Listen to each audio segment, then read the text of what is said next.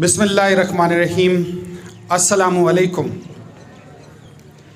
16ویں صدی عیسوی میں جاپان کا حکمران تھا جس کا نام تھا نابوناگا۔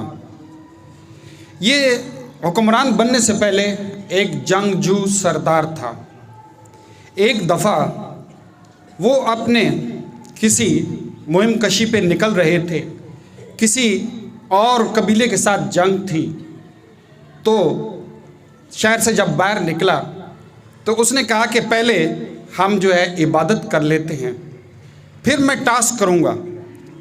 اگر تو ٹاس چاند آ گیا تو اس کا مطلب ہے کہ قدرت چاہتی ہے کہ ہم یہ جنگ کریں، قدرت کی طرف سے ہمیں یہ بلاوا ہوگا کہ یہ جنگ ہمیں کرنی چاہیے اور ہمارے حق میں اور ہمیں فتح ہوگی۔ خیر انہوں نے عبادت کی، پھر ٹاس کی، چاند آیا اور پھر اس نے لوگوں کو بتایا کہ یہ قدرت کی منشا ہے کہ ہم آگے بڑھیں۔ وہ آگے بڑھے اور جنگ کی اور جنگ جیت گئے۔ اس حکمران نے نابوناگا نے یہ ایک دفعہ نہیں کیا بلکہ ہر دفعہ ایسے ہی کرتا تھا، ٹاس پھینکتا تھا، چاند آتا تھا اور اس کے بعد وہ جنگ کرتا تھا اور جنگ جیت جاتا تھا۔ اس وقت جاپان قبائل میں بٹ چکا تھا۔ قبائل جاپان کے اندر ایک خانہ جنگی تھی اور ایک طویل خانہ جنگی تھی۔ ہمیں اس سے مایوس نہیں ہونے چاہیے کہ ہمارے ملک کے آج حالات خراب ہیں تو کبھی ٹھیک بھی ہو سکتے ہیں، کوئی لیڈر مل جائے تو انشاءاللہ یہ حالات ہمارے حق میں بھی آ سکتے ہیں۔ تو اتنے جاپان اس کے اندر ایک خانہ جنگی تھی، قبائلوں میں بٹ چکا تھا، لیکن اس نابوناگا نے ان سب کو اکٹھا کر دیا۔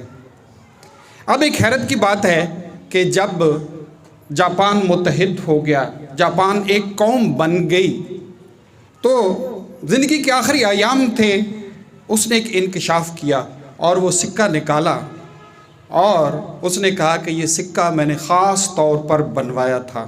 اہم بات سمجھنے والی ہے، سکہ میں نے یہ خاص طور پر بنوایا تھا اور اس نے دکھایا ہے کہ اس کے دونوں طرف چاند تھا، گد تھا ہی نہیں۔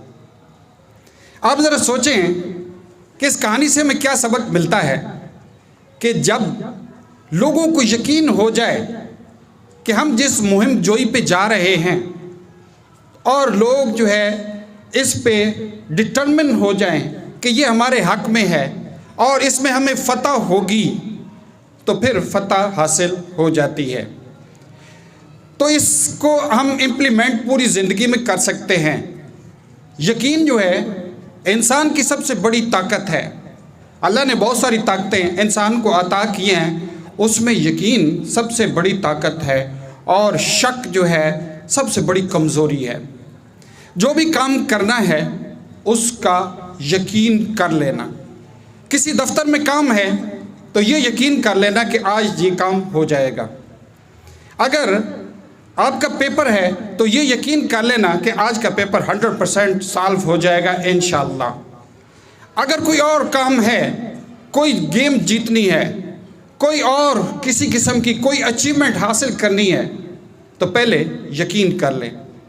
شیکسپیئر کا ایک لمبا قول ہے، وہ کہتا ہے کہ think before you speak, think before you speak, earn before you spend, اور ایک کہتا ہے بلیو فرسٹ یو پرے، نہیں پرے فرسٹ یو بلیو، دعا کرنے سے پہلے یقین کر لیں۔ ہمارے ایک ساتھی تھے، وہ کہتے ہیں یقین کیسے بڑھایا جا سکتا ہے۔ وہ جب گھر سے نکلتے تھے تو وہ یقین کر لیتے تھے کہ اگلا سگنل گرین ہوگا۔